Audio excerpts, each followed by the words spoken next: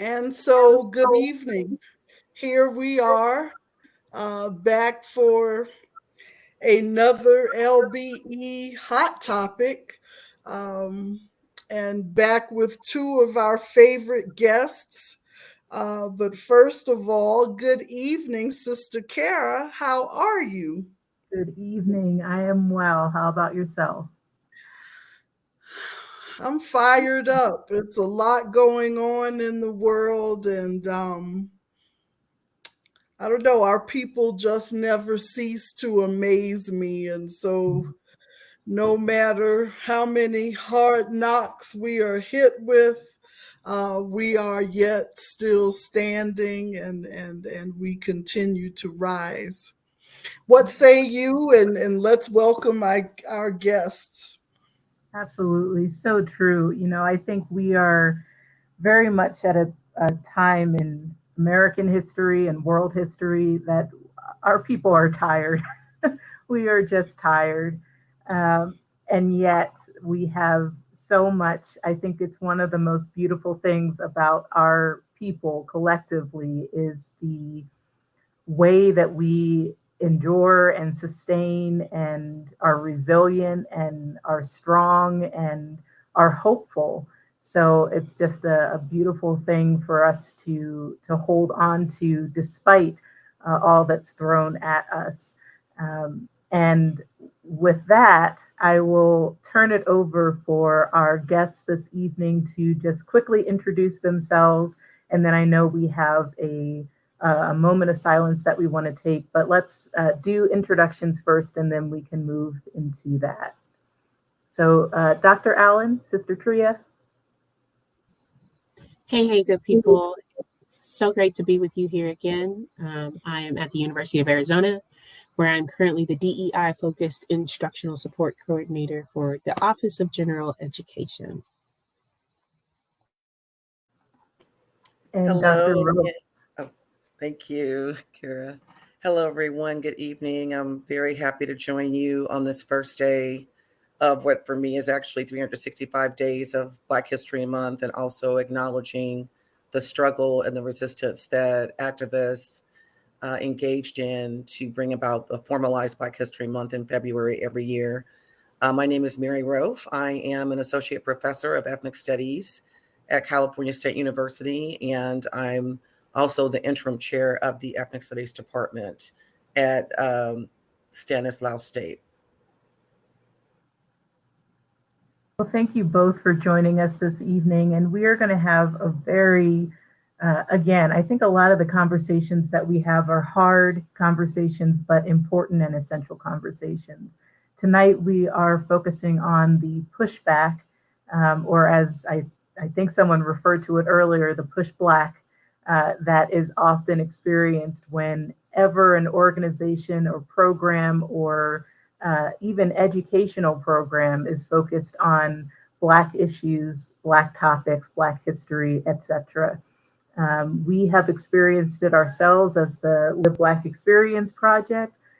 We recently experienced it as we attempted to host our annual Kwanzaa celebration, and it was called an event from Satan.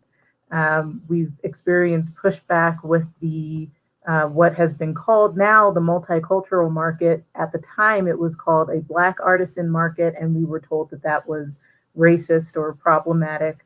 And we're seeing now across the nation as schools are adopting the AP Black History course, it's being called inaccurate or irrelevant. And so we certainly have a lot to talk about tonight, and I'm excited to dive into that conversation. But first, I know that we wanted to take a moment of silence for Keenan Anderson, who was a 31-year-old high school teacher and father who was killed at the result of being tased. Essentially, he was tased to death. And Tyree Nichols, who was a 29-year-old father, photographer, and skateboarder who just recently succumbed to the injuries of a severe beating at the hands of 5 or 6 police officers. So let's take a moment of silence, and then whenever you are ready, presenters, you can just take it away for your presentation.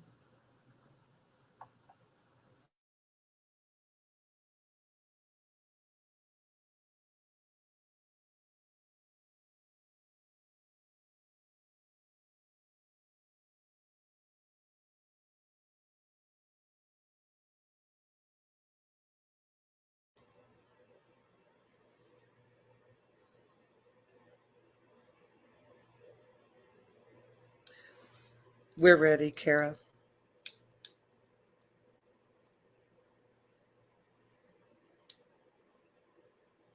So could you actually go back to the very first, the title slide, Kara? Thank you. So Sister Treya and I received a really animated invitation to weigh in on the ongoing anti-Black pushback that the Live Black experience and all of the brilliant, dynamic women who are doing such critical work in the community of Flagstaff, which was my former community for a total of 6 years, that they are experiencing. And specifically, the words that really stuck out to me and jumped out at me in stark kind of relief as a part of that message exchange are "don't say Black." And this kind of pushback is so prevalent and so common that it's very, very, very easy, and I would even say seductive, to fail to recognize and acknowledge that there is a spectrum of anti-Black hatred in this country. I'm not going to call it anti-Black racism. That's the act, right? Those are whether it's structural, whether it's at the individual level, whether it's at the community level with words that are seemingly innocuous on the surface. There's a spectrum. And all of the entire spectrum of anti-Black hatred is what we're going to be addressing this evening together, and how we're going to be making sense of and framing this consistent push Black as Kara describes it. You can move forward to the context slide. Thank you. So this is the context that I was able to kind of piece together through the messages. And again, I'm very open and invite Kara or Sister Bernadine to shed any further light or elaborate on these kind of bare bone facts. So the context is at the community level, and we're talking about Flagstaff, and you could actually really just fill in the blank, unless you're in a predominantly Black city like Memphis, where I just visited, ironically enough. So the community hosts a variety of culturally specific events that are designated and stem from particular ethnic and racialized groups. And what was shared with Treya and I was that consistently the only pushback occurs when events are described as being connected to Blackness, and specifically, right, African American culture. And so this is a quote that was shared with me, and Kara just paraphrased it. So the entire quote is, "We can talk about the Chinese New Year with excitement, but Kwanzaa is quote unquote from Satan." So the person wanted to make sure that I understood that this was a verbatim quote. This was not an interpretation. The national example of "Don't Say Black" is also what Kara referred to mean, these kind of legislation and bills under this larger umbrella and witch hunt of a completely misapplied notion of critical race theory, which they would not know if it hit them in the head. More recently, DeSantis, who I know he's Trump 2.0. He's running for he's already started his 2024 presidential campaign. He's the current governor of Florida, and he has banned a K through 12 African American advanced placement history course because, according to him, quote unquote, African American history has no educational value. So the reason why these seemingly, they're not as violent as egregious as the state-sanctioned genocide that is escalating, as white supremacy becomes more and more threatened for a number of reasons. We will continue to be targeted, which we are, for genocide and extermination, because the cornerstone of white supremacy is anti-Blackness. So if we make any inroads in dismantling anti-Blackness, which we always have, and I'll get to that later on in our presentation, and additionally, as white supremacy itself, becomes more and more threatened demographically through systemic change, there are two main motivators that are really fueling an intensified anti-Blackness, which is premised upon, steeped in a deep hatred that is as old as the roots of this country, like all other parts of the colonized world, that are built on continents and oceans of blood and bones. So this context is so important, and framing it in terms of the spectrum. So with the words of don't say Black, just think of it as a spectrum. So that's the first point. Not on the extreme end, of this spectrum, which we'll touch upon briefly in a moment. So it starts out, that just seems really harmless, and it's this whole notion of watered down DEI or multiculturalism, which have all been weaponized to perpetrate anti-Blackness.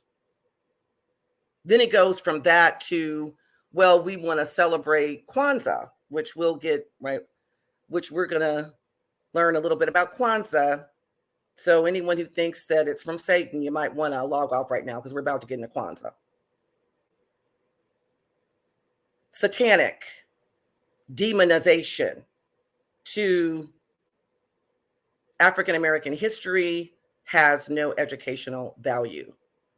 A complete dismissal, a complete whitewashing, a complete extermination of truth, and the truth pertaining to African Americans and descendants of American chattel slavery.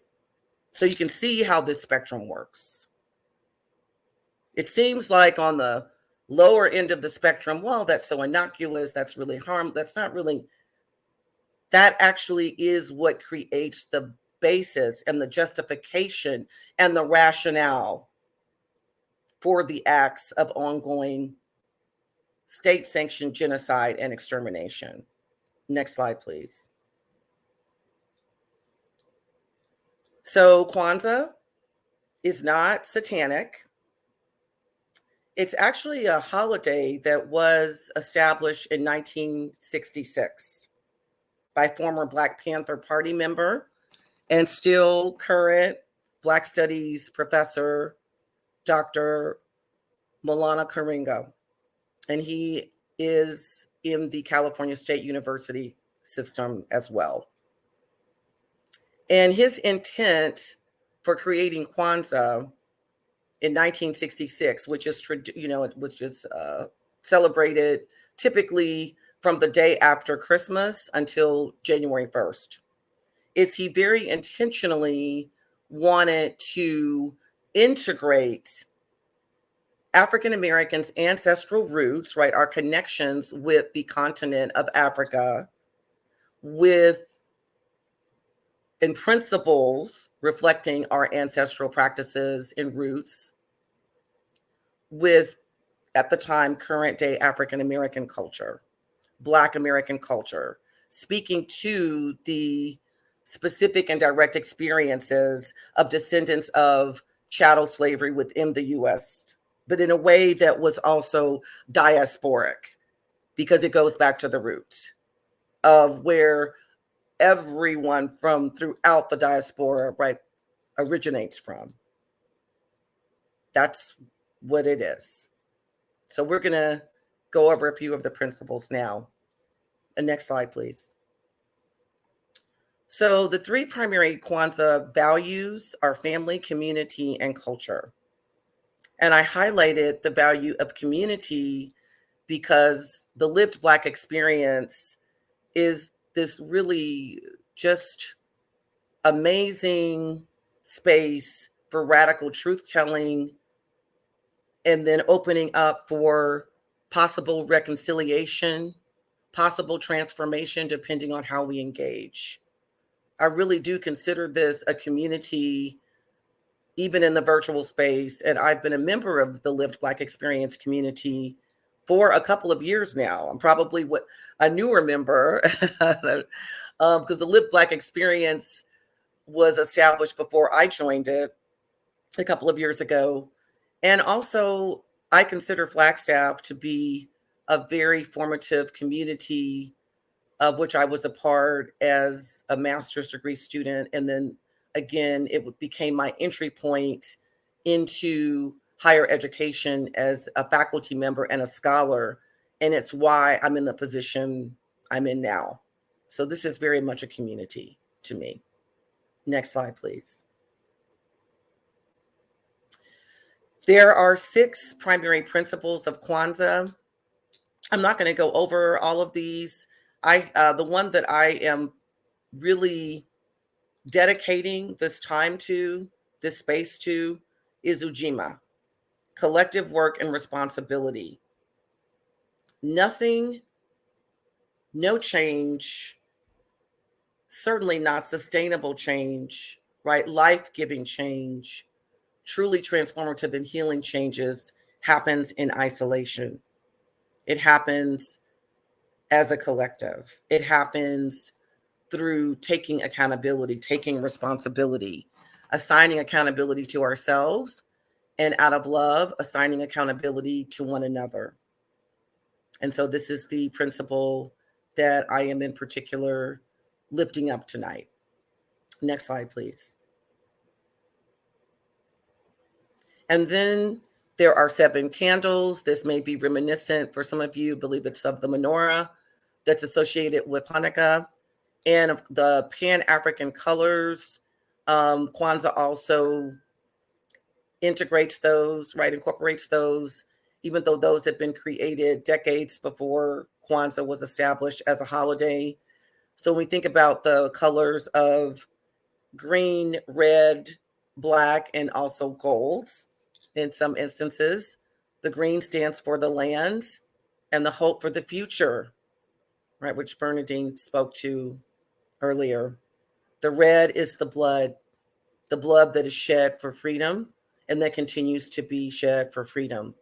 Because what I am absolutely certain of is that Tyree Nichols and Aaron Keenan did not die in vain. Their blood was not shed in vain. They are among the ancestors now, and they are also continuing the struggle on the side of the ancestors.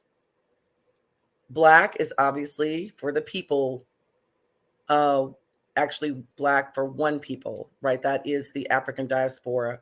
And gold or yellow is often used for the golds, right? The continent of Africa is absolutely the richest when it comes to natural resources. And one of the greatest civilizations of all time during the medieval era was the Kingdom of Mali, which was completely just awash in gold. And yet they valued intellect and knowledge and had probably the most extensive library of any civilization on earth at any time, despite being awash in gold. Very different from the United States, very different from the West. They valued knowledge over material resources.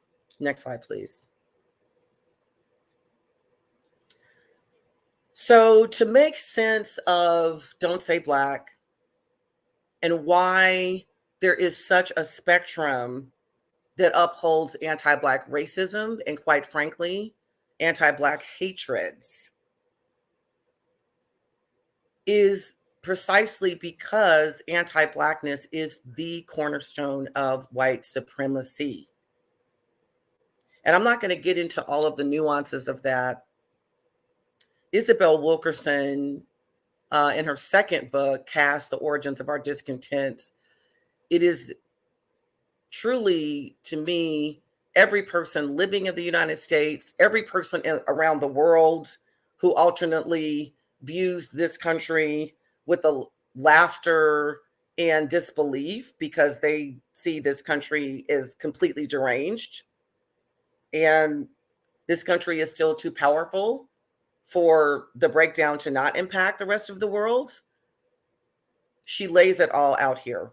And if we don't understand why we continue to be targeted and why that continues to be intensified and why any other group's celebrations can be specifically delineated, but ours can't, is because all other racialized and ethnic groups have historically and currently benefited from anti-Blackness, socially, politically, economically,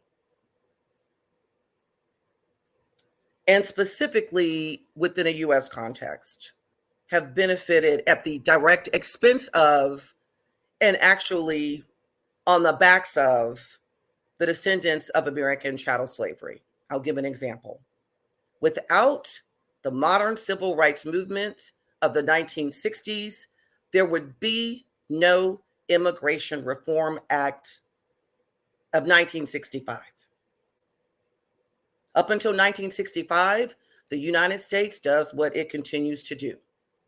It had a completely white supremacist immigration system that established quotas that completely excluded, up until after World War II, but starting with the Chinese Exclusion Act of the late 19th century, no Chinese immigrants were allowed to this country.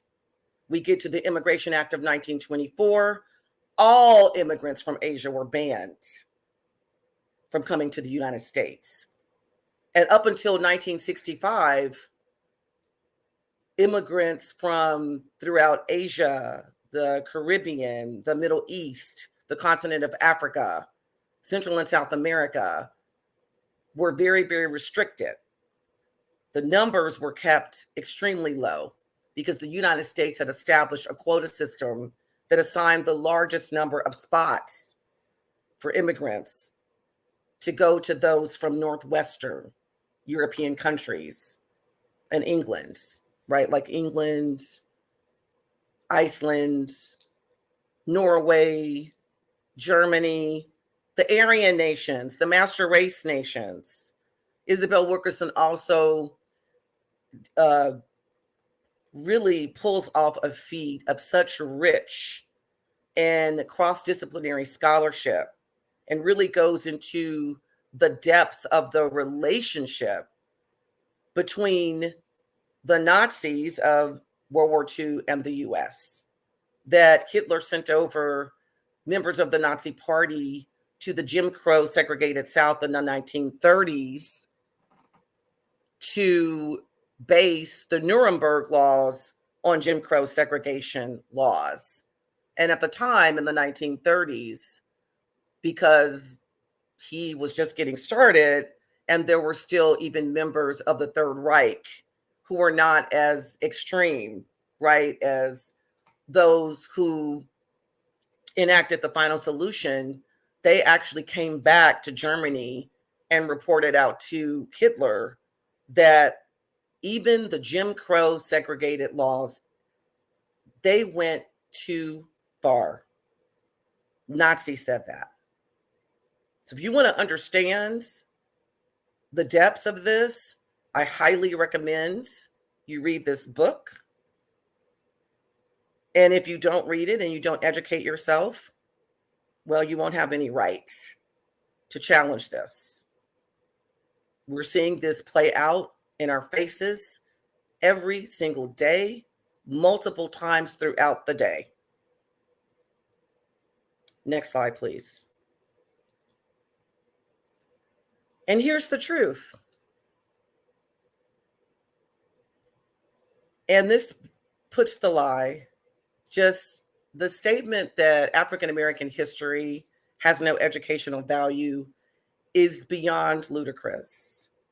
We have Nicole Hannah Jones, who in 1619 collaborated with the New York Times, or in 2019, collaborated with the New York Times to bring together a group of artists, poets, and scholars, activists, to contribute to a special issue of the New York Times in 2019 to commemorate the 400th anniversary of when the first 30 to 60 kidnapped Africans from the country of Angola were brought over on a ship, dropped off at Point Comfort in what is now current day Virginia on Turtle Island, and then sold into slavery in Jamestown, the colony of Jamestown.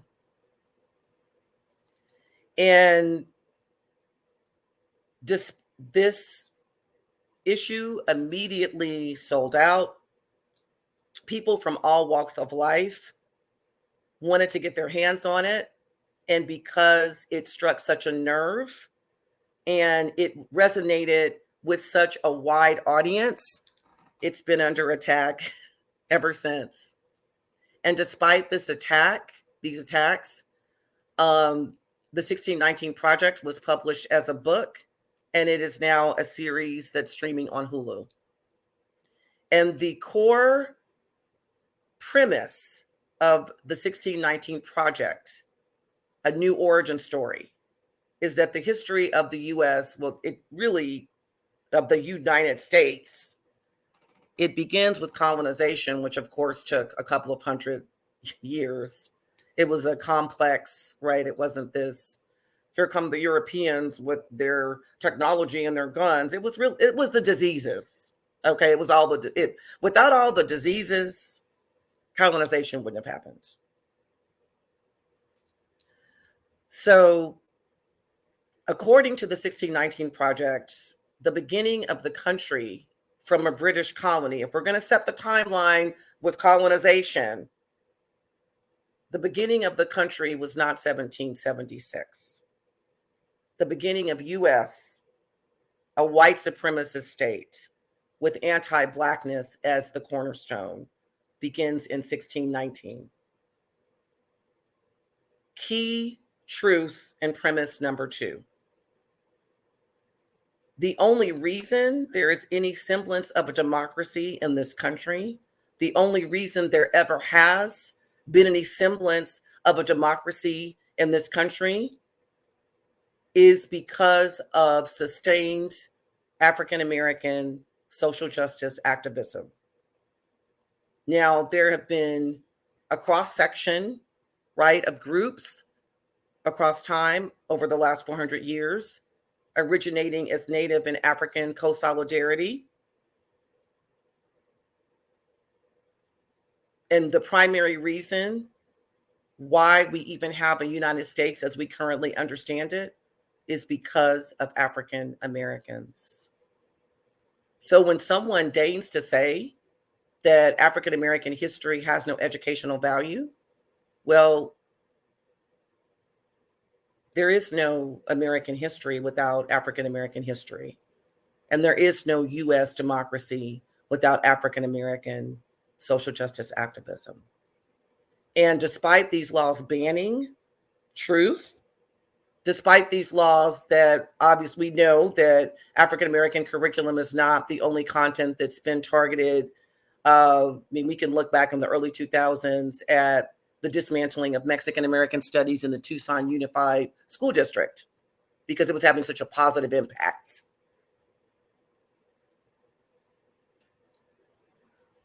But we know that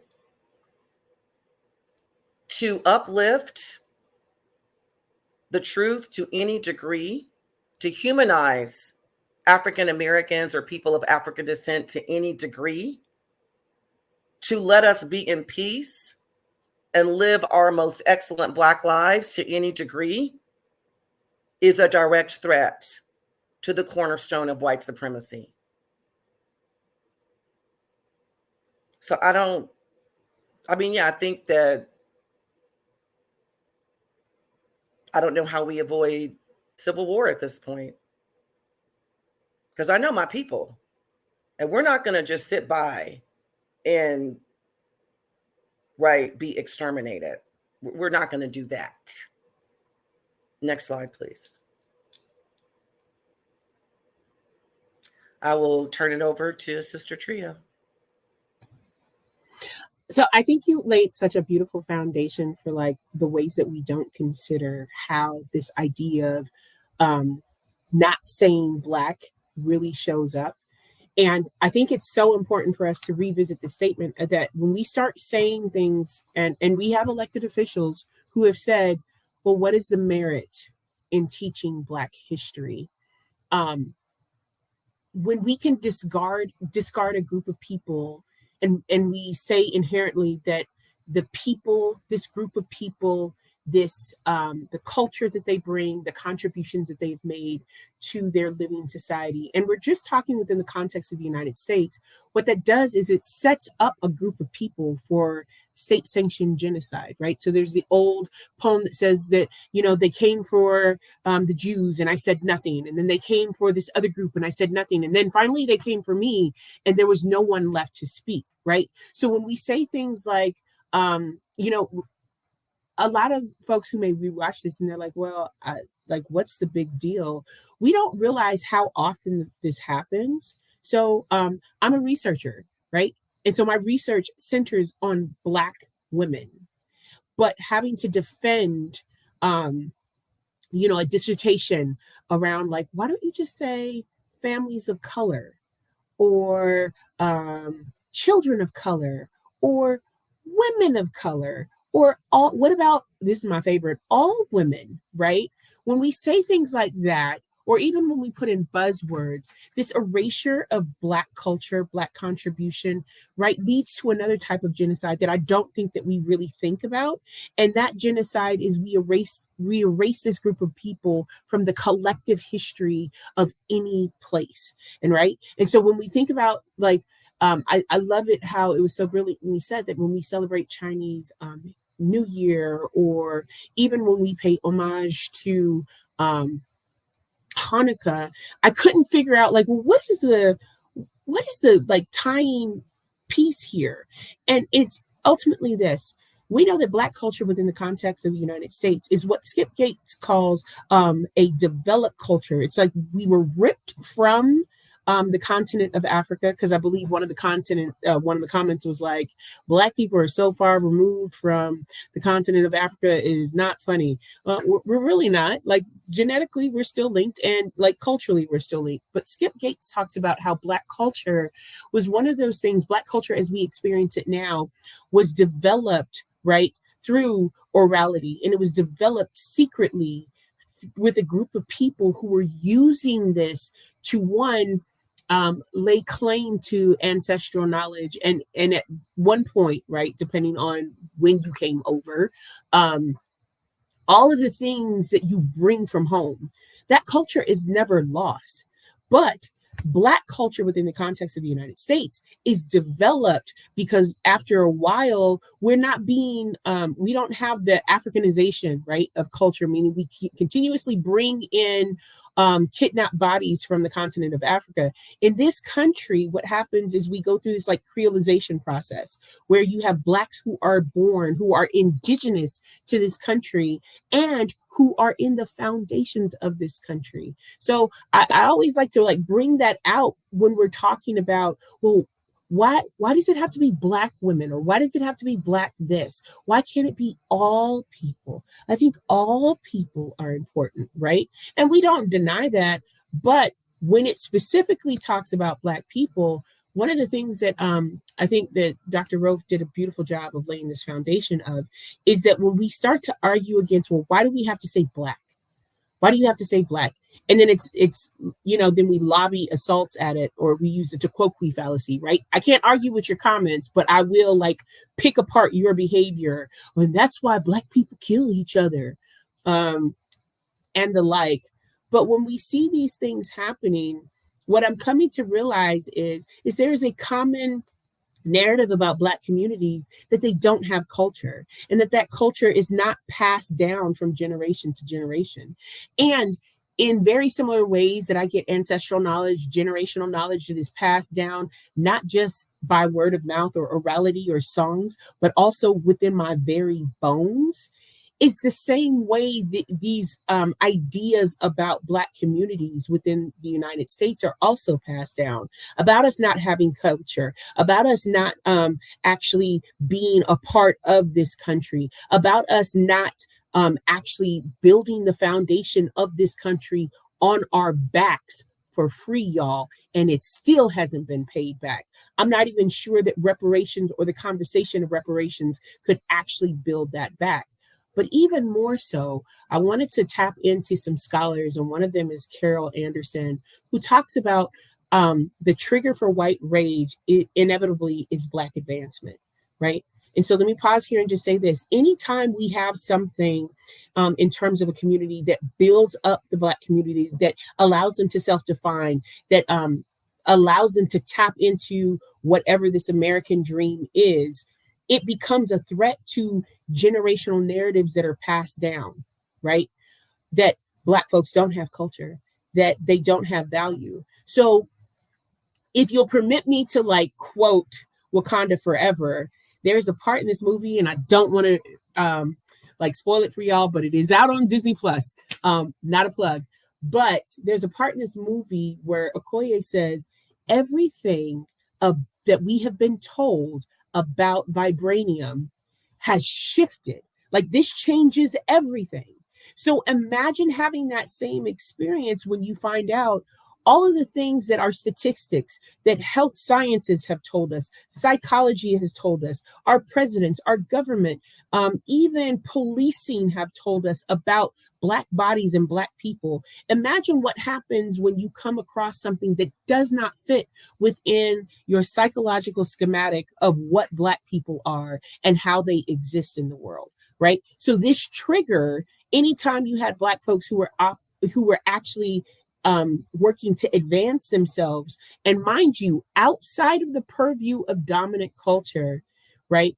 Carol Anderson says it's not just the mere presence of Black people that is a problem. Rather, it is Blackness with ambition, with drive, with purpose, with aspirations, and with demands for full and equal citizenship in a country that we build.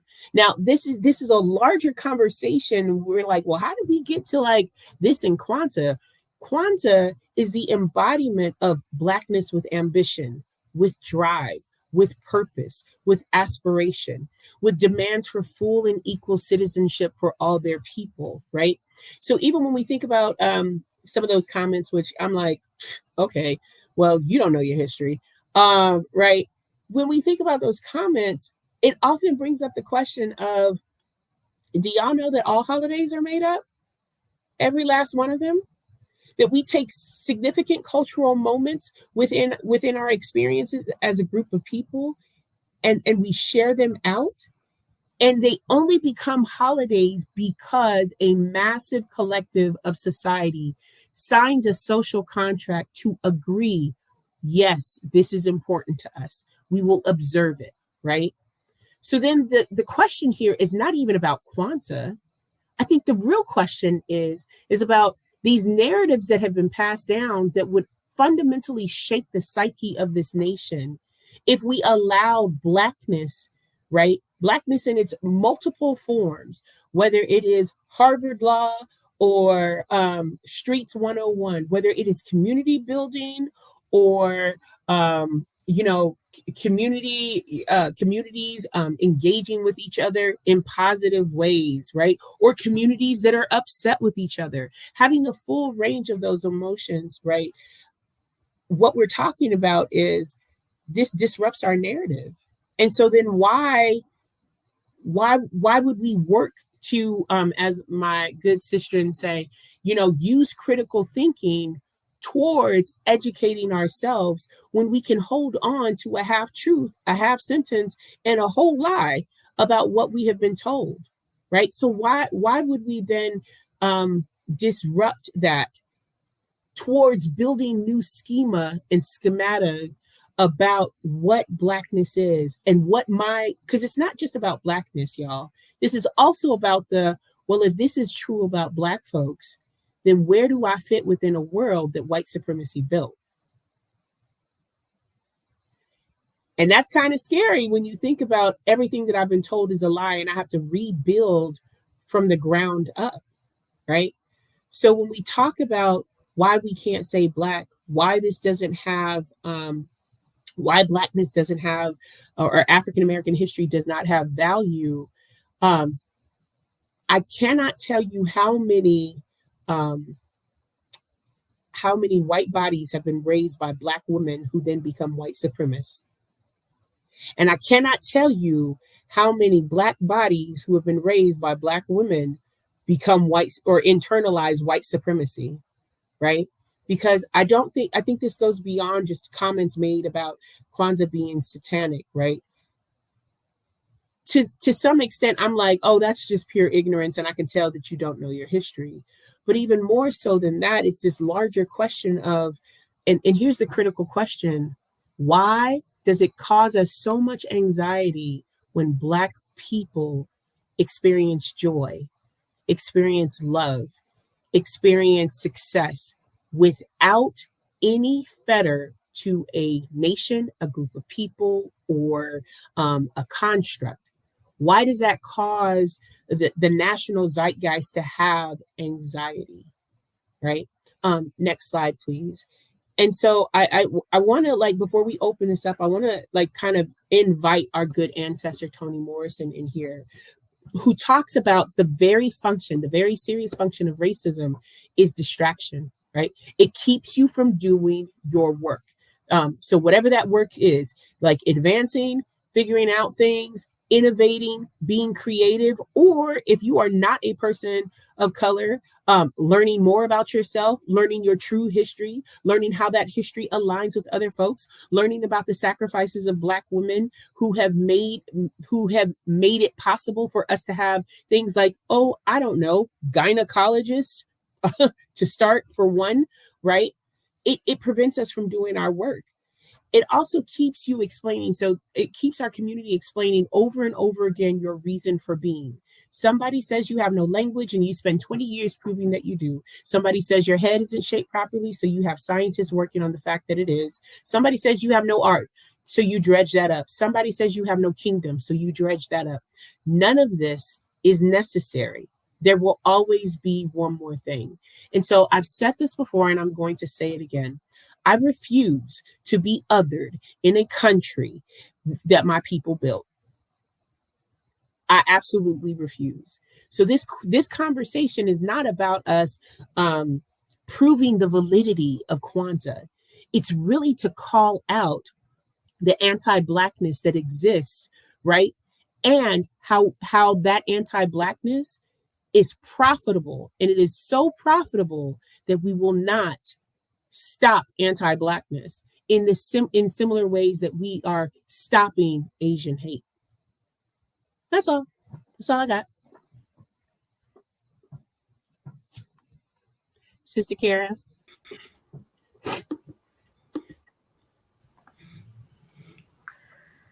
That was amazing. As always, that was amazing. I have many questions, but I was going to ask if Queen Sister Bernadine had any questions that she wanted to ask, but no, I'm just waiting for this part to hear whatever questions are going to come forth, to hear the answers from these two incredible sisters. So go right into it. all right. Sister Mary, early in the conversation, you made a distinguishing or a differentiation between racism and anti-Black hate. Can you define that difference for us? That is a great question. Thank you, Kira, and thank you for the question. It really came to me as I was reflecting on the conversation right through that I had with Sister Treya and a community member in reference to this. And it almost becomes, I think part of it in my mind is the chicken versus the egg.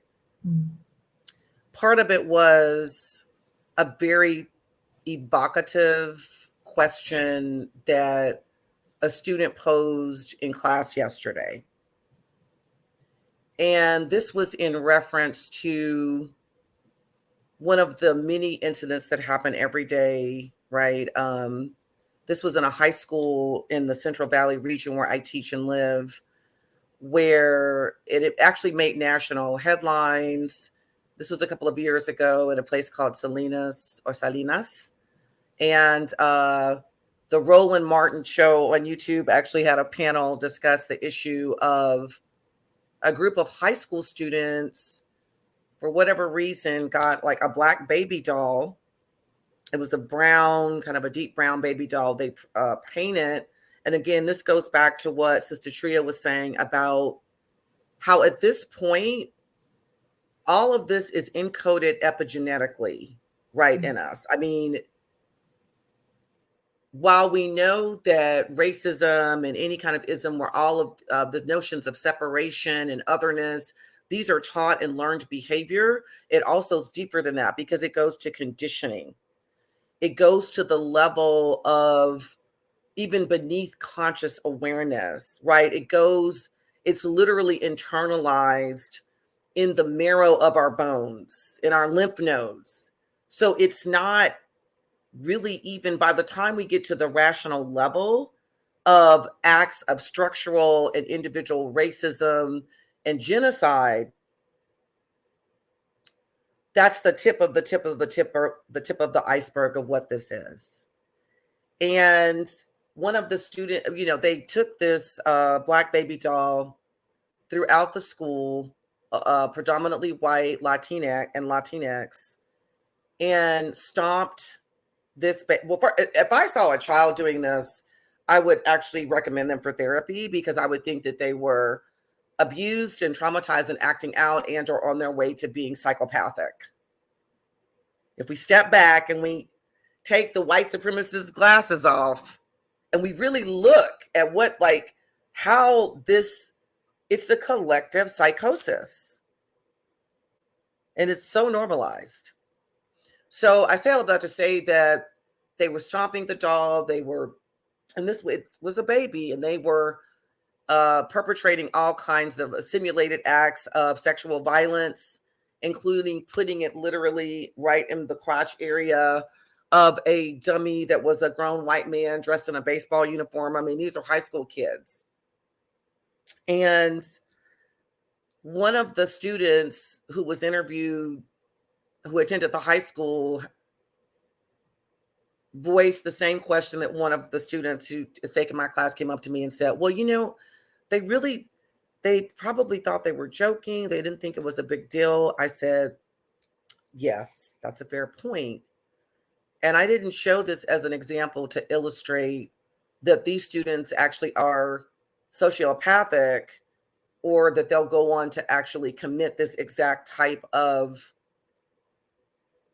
brutalization, right? Indescribable brutalization.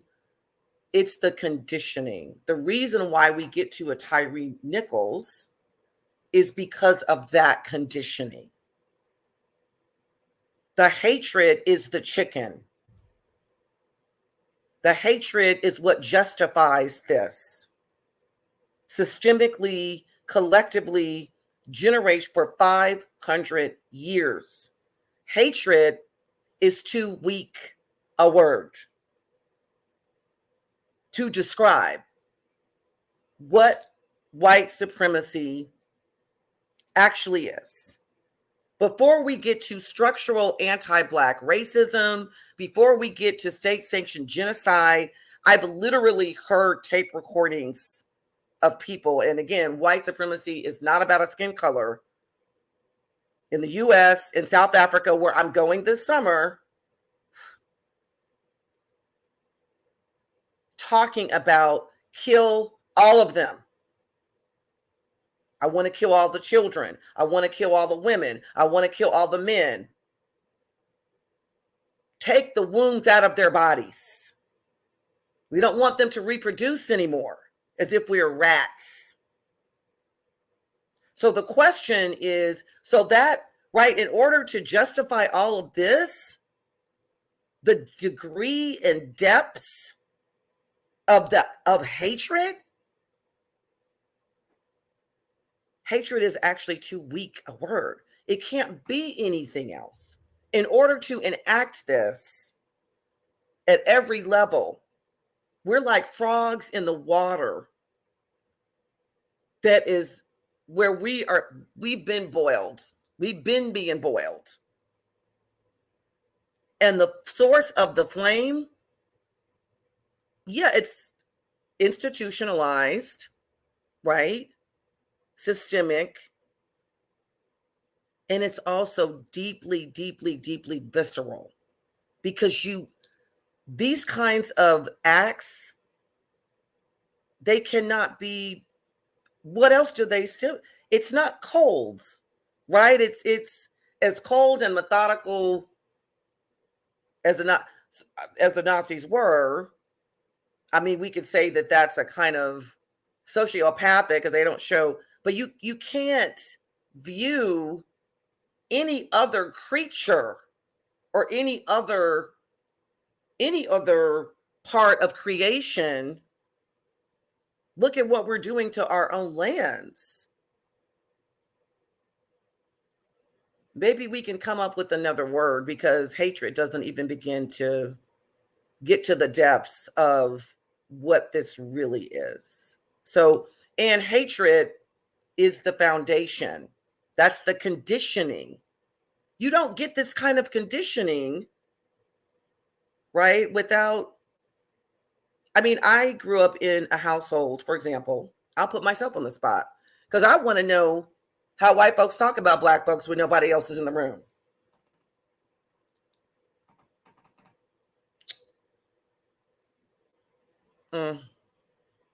Think about what you've heard about fill in the blank when those folks aren't in the room, when there's no filter.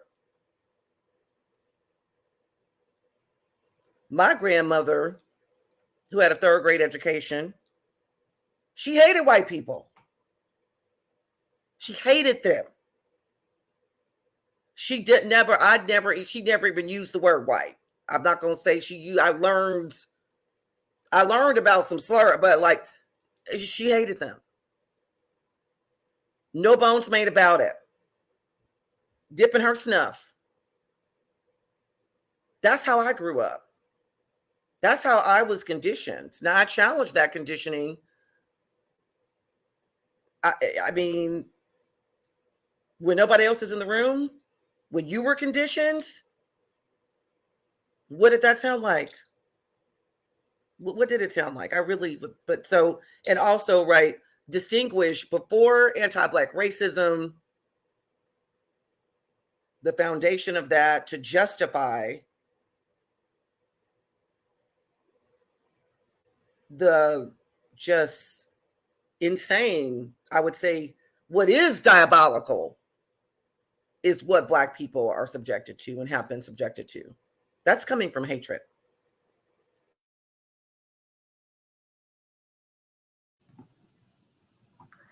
You know, even just speaking of that conditioning leads me into the next question that I had, because I think of, my parents spent so much time instilling just the necessity of love and loving your enemies, and not hating other people, but also being very aware of the ways of the world, and having that level of awareness.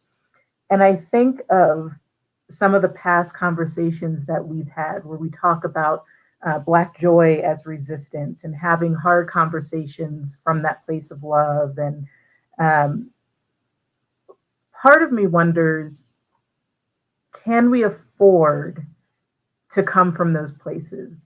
Or is love and joy as resistance and those sorts of concepts, is that enough for where we are right now in American history? And I'm not suggesting that I think, because I don't, that we should go the complete opposite and like, now is the time for hate. That's not what I'm saying at all.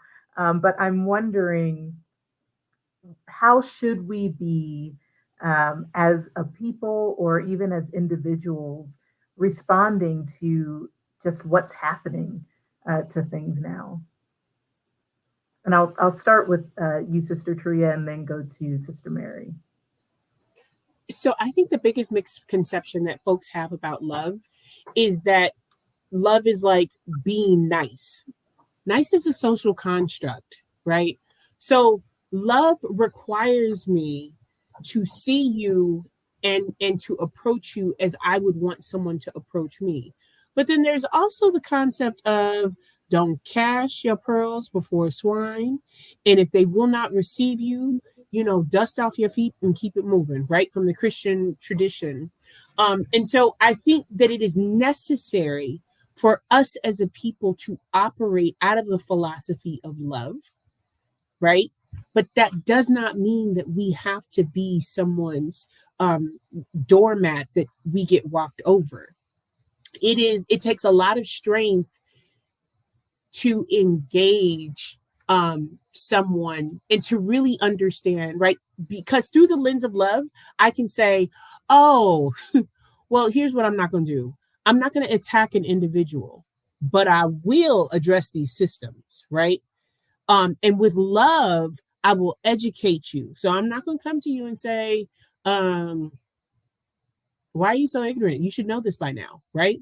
Because the fact of the matter is, the way this country is set up, the way these systems are set up, us saying things like you should know this by now speaks directly from our experience. Like, we've all had to talk in some version.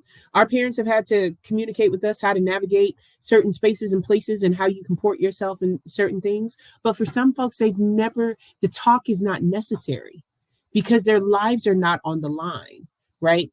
And so how do you get through to someone who has never had your experience?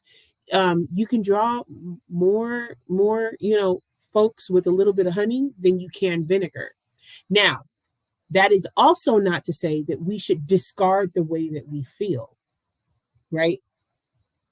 Love as a philosophy, as a foundation of the work that we do, is both grounding and correcting, right?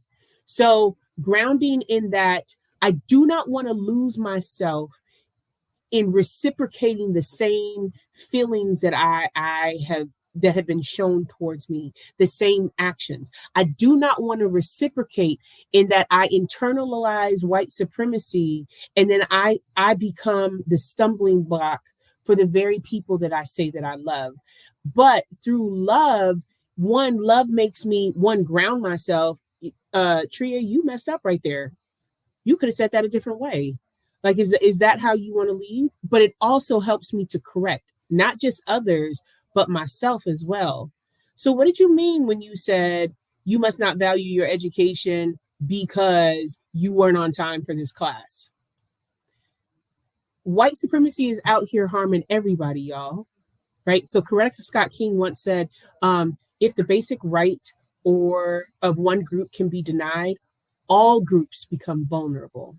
So we can talk all day long about white supremacy, but if we are not doing the self-work and the self-check, right? So white supremacy, because of its perniciousness and how it can be, how it just seeps in places, the filter of love makes me say, now, how are you operating? What are you operating in?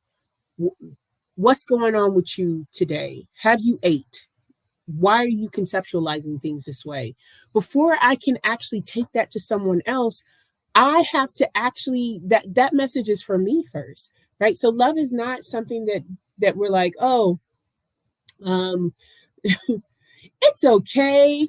I know you didn't know it. It'll be fine. No, love is both grounding and correcting. And in those two spaces, growth can happen. But y'all, listen, not everybody is going to want to hear it. And that's okay too. I am not going to belabor the fool, but I will also belabor the fool because I don't want you around here like hitting brick walls unnecessary. Now, if you choose not to listen and you still run into the brick wall, it is not because I didn't say don't hit the brick wall. You know what I mean? Grounding and correcting. That's what love is. And I think we can afford to do it. We better be able to do it. Sister Mary, anything to add there? Just grounding and correcting, and from the inside out. Love to me is 360 degrees. It really does, as Sister Treya said, it starts with self-love. And when I say self-love, I mean all of the healing that it takes to reclaim the true self. That takes a lot of work. It takes a lot of grounding. It takes a lot of correcting. It takes a lot of assigning accountability to self. Love is action. We get it so confused with, I think, a feeling, or so it means to whatever, however I feel on a given day is going to vary. And I'm going to, my love is what really propels me to do the best that I can, knowing that that's going to look different, extending that grace to other people. And for me, love is to me also about choice, is about when I think about agency and sovereignty, it all comes down to choice, radical choice. And so I'm at a point in my life where I work with the willing and the able, the coalition, right, of the willing and the able, whoever, wherever, however they show up.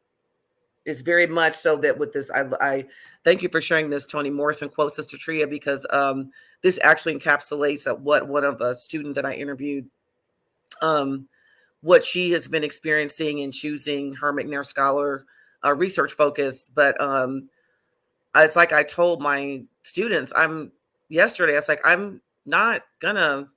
don't care what people think or how they feel at this point about, I'm not trying to beg or convince anyone that I'm fully human, right?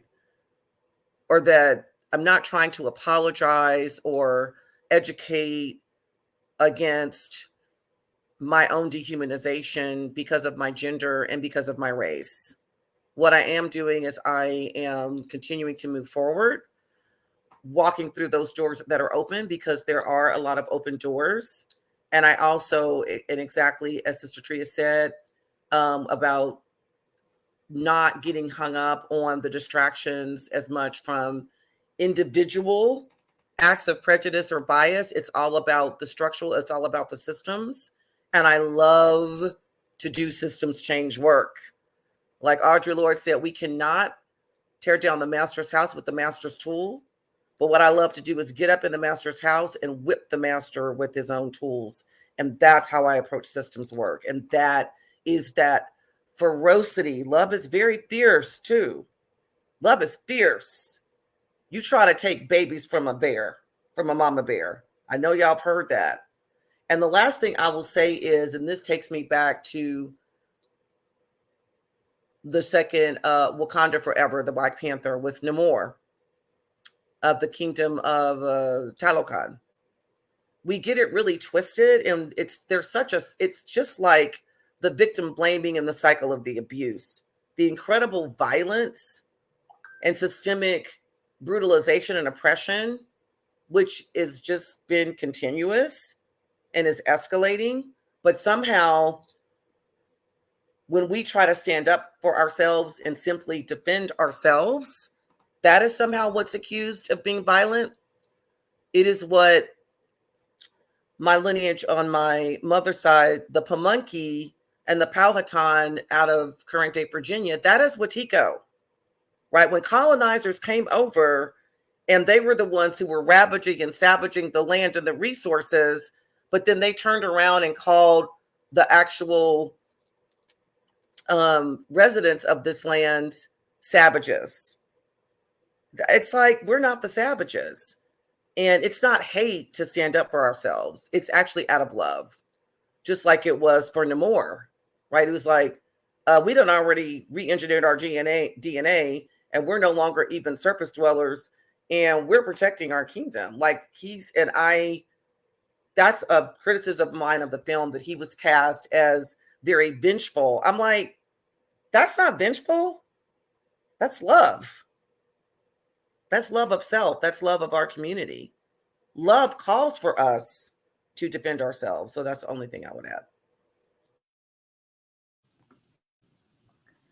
There is a question from the audience, and I'm going to read this whole statement because I think it's very core to everything that we've been talking about.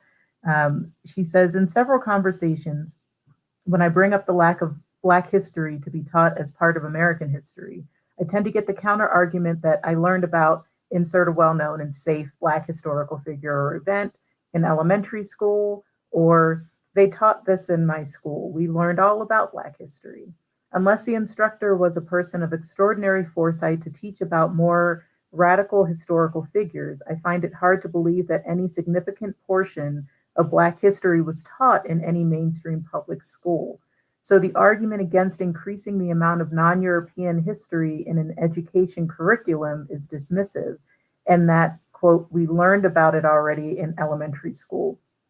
Do you feel as if this reflects a certain amount of misremembering or part of a greater psychosis to a lesser degree? I don't know another way to say this other than to say this is not misremembering. It is active erasure. Mm-hmm. So I teach African American history, right? But before we can even get to the African American part, which really doesn't come about until 1877. Before then, we were Negroes, we were slaves, all the other names, right? So we were enslaved, but our name was slave. Before we even get there, there is like 19 centuries that we don't cover. And so what most K through 12 curriculum does is that it's like, okay, let's just hit the highlights. But you don't even get to this idea of becoming African American has a very long history, both cultural, material, financial, economic. Give me some other things, like all of these things, like great societies that were built, even biological. So there's a whole history of that. So this idea of misremembering is like, I've got a version of it, but I don't know all the details. No, what we're actively seeing is active erasure, right? Active erasure towards the end of maintaining psychological schemata, right? Or schema, right? And so for those of y'all who are like, what the heck is psychological schema? So in our brains, when we know something, we create like little bookshelves. So, oh, this is my concept of a chair. So every time I see something that looks like a chair or functions as a chair, I put it on that bookshelf. Oh, those beanbag looking things, that's a chair, right? But when I say psychological schema, I mean the ways that we present Blackness in the United States, because Blackness within the United States is a very different experience that if you went to the continent of Africa, continent with 54 countries, not the country of Africa. If you went to black anywhere in the diaspora, Blackness is lived out very differently than it is within the context of the United States. So this idea of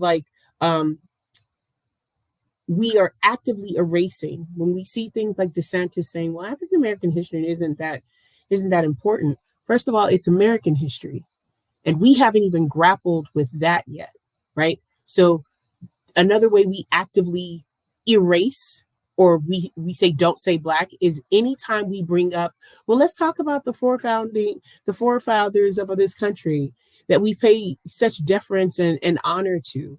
Let's talk about the atrocious acts that they committed. Let's talk about how a lot of our presidents owned or enslaved, Black bodies. Then it becomes a race issue. You're always bringing up race when really this is the foundation of our country, right? So African American history, when I also want to make sure that we're clear about this. African American history is American history. But when we say African American, when we put that disclaimer or Black history in front of it, we mean we're going to center that group of people within the narrative of America, right? And so that's really, really important. So what they're actually saying when they're like, oh, I learned this in elementary. No, you didn't. No, you didn't. We were barely making it out of elementary at one point, right? But when they say, oh, we learned this in elementary, we don't need to go over this again. Or why are you bringing this up? Why does this matter? That is the active erasure of the Black experience, the Black contribution to America. No misremembering here, active erasure.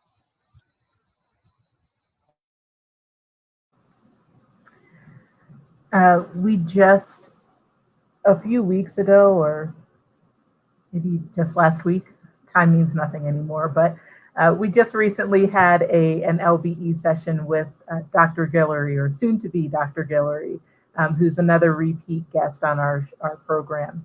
And he shared an interesting fact of what some might call irrelevant Black history, that at one time, those of mixed race in certain states in the southern United States were actually encouraged to identify as white, despite the so-called one-drop rule, to maintain white majority and political power.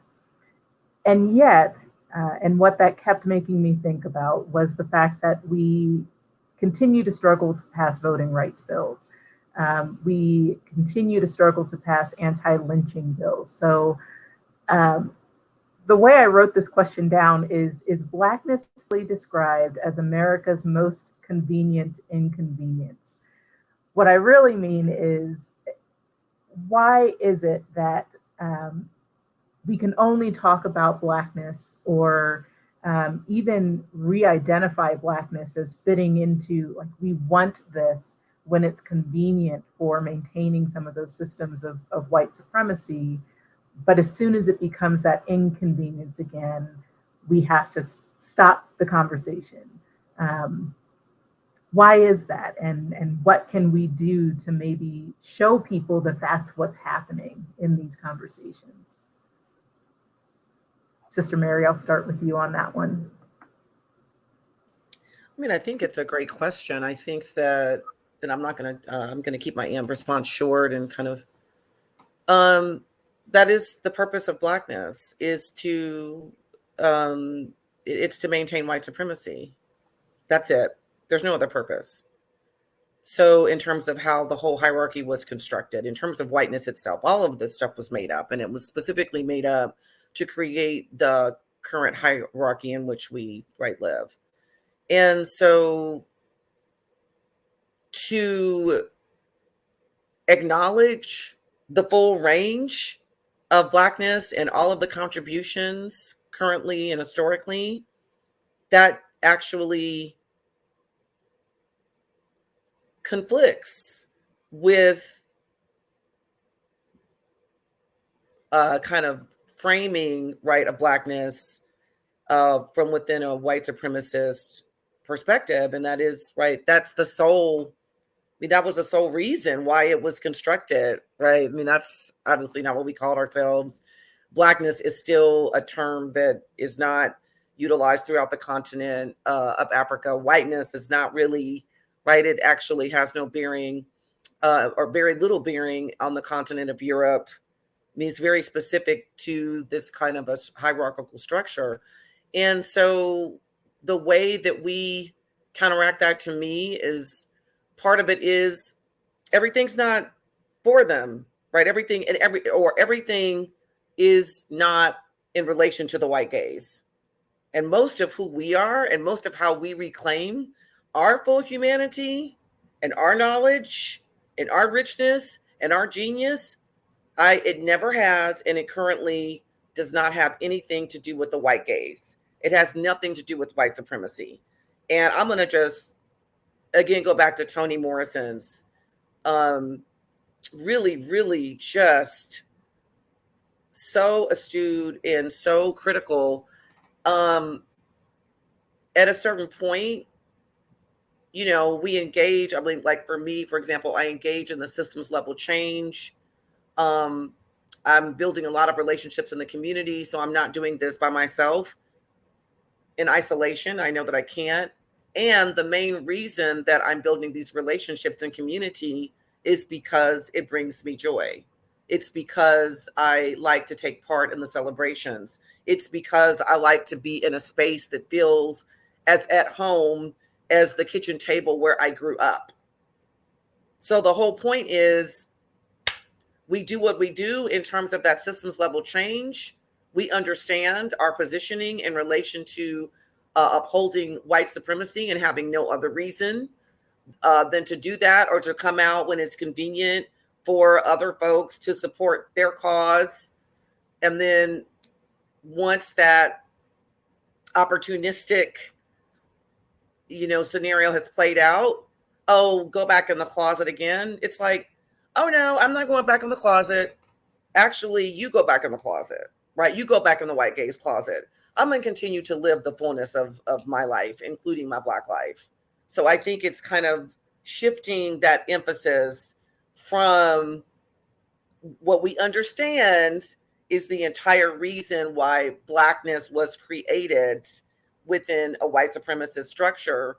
And despite that, right, 3/4 of who we are and what we do is separate from that. It's not subsumed within that white gaze.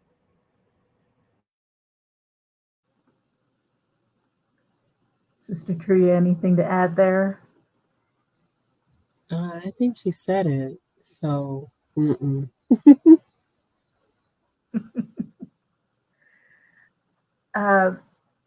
One of the other quotes that I often think about, and I think I just shared it at one of our last LBEs as well, is a quote from Carter G. Woodson. And he says that those who have no record of what their forebears have accomplished lose their inspiration, which comes from the teaching of biography and history. If a race has no history, it has no worthwhile tradition. It becomes a negligible factor in the thought of the world, and it stands in danger of being exterminated. So as we've talked tonight and had this conversation, my question is, are we in that place of danger right now? And how do we combat against that push towards whether it's systemic or cultural or ideological extermination? I would say yes, right? So if we are looking to preserve ourselves within mainstream media and mainstream institutions and organizations, then yes, we are in danger of losing ourselves. So the way that we combat this is really simple. So I had this opportunity to go to DC this summer completely dope. And went to Howard University, and one of the archivists said there, we need the community archivists to stand back up. We need the storytellers of our communities to stand back up.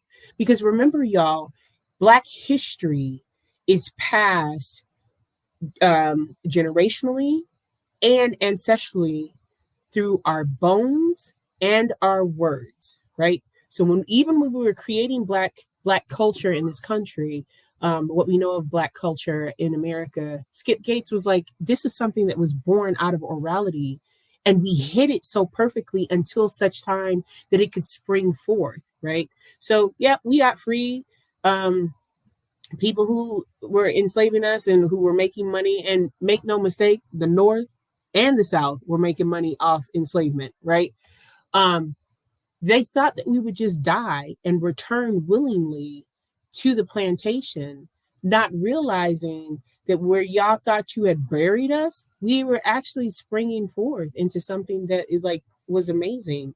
And what kept us going is I still remember places of home. I still remember these things that are passed down. I don't have the context of them, but I still remember them. So it is going to be super important for our public historians, right? So this is auntie, grandma, Nim. In my family, the archivist and the public historian is my sister Amber, who basically goes around and she collects these stories. And y'all, not just the good stuff, the good, the bad, the ugly, the stuff we don't understand. It is important for us to preserve those in ways that we can then call forth and bring them back. Whenever we make videos, right, of our elders in our community, whenever we are committing right to digital spaces, the pictures of kids and like being able to map where those kids are, and oh my gosh, you look like your grandfather 10 generations ago, right?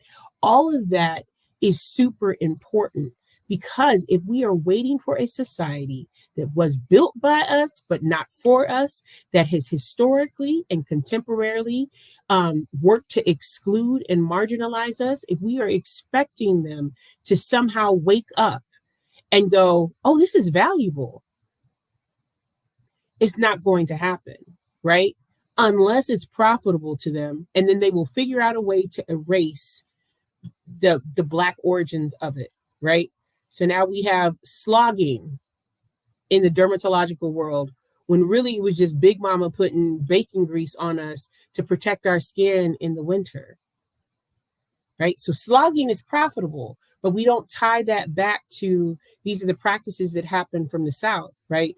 And how our Big Mama was really like a midwife and a makeshift healer. Well, not a makeshift, a healer and a makeshift doctor. If we don't preserve those things for ourselves and tell our stories and capture those stories, then yes, we are in danger of becoming extinct.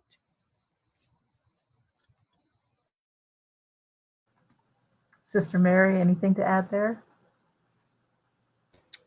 No, Sister Treya said it all. I would say that my one, what I see, what I'm experiencing and tapping into is that, ironically, with all of the mass telecommunications that we live in, of this age that we're living in, there is no way to suppress the knowledge and the information, and that it's showing up everywhere. It's content creator, and it's all kinds of social media platforms. As much as social media gets a bad name, there are also all kinds of groups that are dedicated, even on, like, if you scroll through Instagram, they're sharing these gems from our history, both distant and not so distant. There's individual content creators who who actually are able to fund and produce their own series on Black America. I mean, like, there's such a wealth and abundance of all kinds of knowledge, information, excavating that, of perspectives that has been and continues to be created by Black folks on social media and content creators and the streaming services. Because guess what? I mean, we know that, based on anyway, I think research that I've seen in the last 10 years, even more recently, African Americans, we watch, when it was just TV, we watch a lot of TV. We consume a lot of social media. So that's why we can have series such as the Colin Kaepernick series, such as which was on Netflix, and have other kinds of critical documentaries and series. And now we've got the 1619 that's been produced into a limited docuseries on Hulu. And what really captured my attention in relation to this potential of streaming and these kind of platforms to counteract what's happening in the political sphere, in the more formalized educational or formal schooling sphere, is when the documentary 13th was showing on Netflix years ago. That's how I was like, wait a minute, like, who is Michelle Alexander? Right. So it's who's the book, the New Jim Crow, that was based largely, that series was based on, that documentary was based on it. And that became required viewing in some of our ethnic studies classes. So I mean, yes, there is definitely, we are absolutely being threatened with extermination, like literally, in terms of how we are, like the forces that be are very close to also oppressing Black folks in this country to the degree that, like, really, for all intents and purposes, becoming a permanent underclass. But then there's also, right, these other countervailing forces and resources that are available to us, where we are going to continue internally within ourselves, collectively and individually, keep that fire alive. So. Thank you both so much for all of this just information and conversation and just, I shared at the beginning of our conversation before we launched into the full talk that I think we are collectively and individually, in many cases, in that place of exhaustion, and yet we have hope and resilience and all of those things.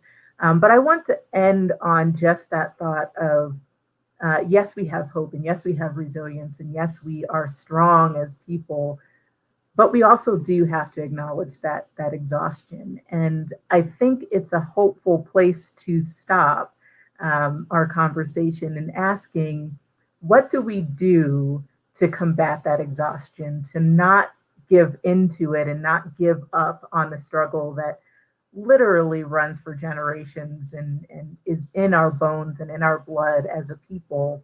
And yet we're overcoming it every day. But there comes that point when it's just, you wonder, have I done enough? Can I be done? What keeps us from saying, I'm done?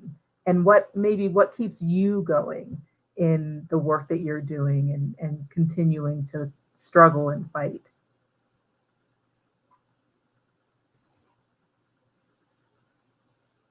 Oh, it remuted you. Okay, so can I quote Octavia Butler here? I'm going to quote Octavia Butler, and then I'm going to tie in Ruha Benjamin, right?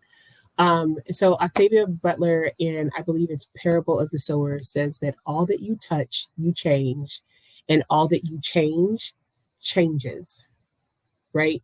So a lot of times we think it's like this big grand thing that we have to create, this big grand campaign that we have to wage, when really sometimes, and this is where I'm going to pull in Ruha Benjamin, it's these micro exchanges that we're doing that get us towards justice. It's the one step, even after we're like, I'm tired, I'm frustrated, this is not moving, we're probably not going to see this in our lifetime. But it's that one small change that creates this butterfly effect, that even if we don't live, y'all, even if I don't live to see it, one thing that I am assured of is that my mother was my ancestors' hope, but I am their dream. And so if they had stopped, you would not be listening to Dr. Allen. So all that they touch change, and all that they changed. And I'm proof of that. So that's what keeps me going. Micro things, micro's decisions.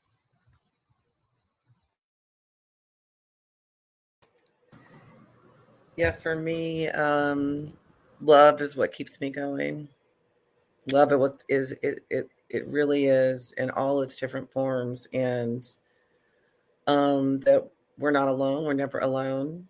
Um my ancestors are very much a part of my current life. I don't see them as forces that are distant or past, and it's love and it's hope, and also that I really do um, have faith. I have a true belief and conviction that as long as I'm connected with the realness of who we really are, and I am connected to my ancestors, no matter what happens, um, I know that it will be worth it. And it's Chris Hedges, who is a journalist, but he's like, he does not fight these forces because he thinks he's going to win. He fights them because it's the right thing to do, right? It's my values, it's my integrity, and most of all, it's my way of loving myself in the world.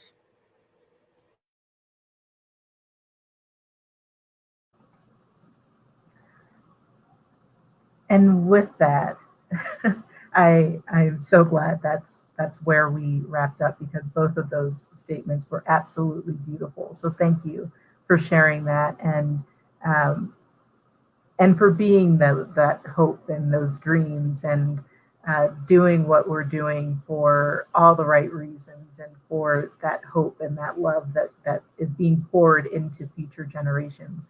Um, I thank anyone and everyone who watched along with us this evening, and who will go back and watch this or share this with others who need to hear the conversation that we had tonight.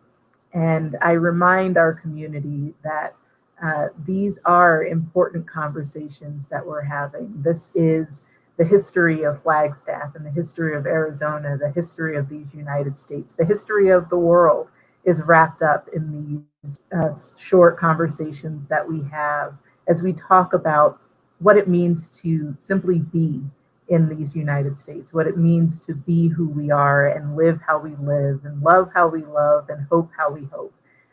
So I hope that anyone will come back to these conversations, come back for the next one, keep engaging with us, keep hearing these stories and understanding, deepening your understanding of what it means to be living the lived Black experience. And with that, I bid you all a good night. And as we always say, go in grace.